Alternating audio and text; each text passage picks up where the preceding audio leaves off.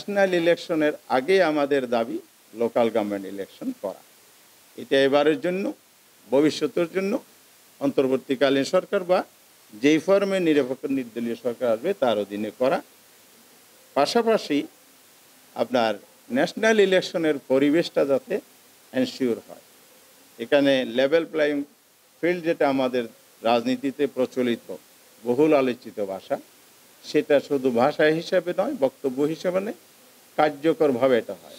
জামায়াত ইসলামী তার নির্বাচনের নিবন্ধন নিয়ে, প্রতীক নিয়ে, ভোটে অংশগ্রহণ এবং জনগণের পছন্দের প্রার্থী দাঁড়িপাল্লা প্রতীকে ভোট দেওয়ার যে বাধা ছিল, এটা উঠে গিয়েছে এবং এটা আরেকটা নতুন দৃষ্টান্ত হয়েছে যে অন্যায়, অবিচার ধামা চাপা দিয়ে জোরপূর্বক রাষ্ট্রযন্ত্র ব্যবহার করে দীর্ঘদিন চাপিয়ে রাখা যায়।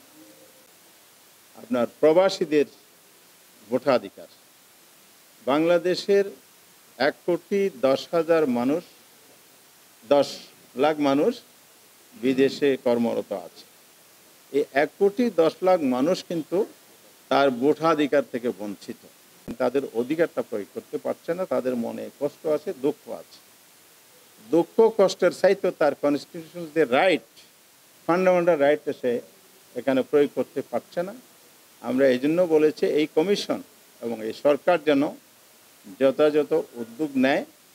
এবারে ইলেকশন কমিশন ইতিমধ্যে যে 3টা পদ্ধতি নিয়েছে, আমরা বলেছি আমাদের পক্ষ থেকে পোস্টাল ভোটার, অনলাইন ভোটার পদ্ধতি যেগুলো আছে, এগুলোই আপনারা ভোট গ্রহণের জন্য পদ্ধতি হিসেবে নিতে পারেন, যাতে করে আমাদের প্রবাসীরা তাদের ভোটাধিকার প্রয়োগ করতে পারে।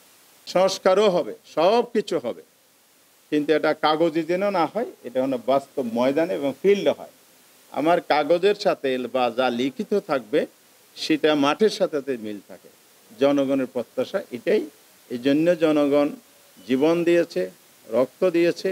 রক্তাক্ত গণঅভ্যুত্থানের মধ্য দিয়ে নতুন বাংলাদেশের যাত্রা শুরু হয়েছে।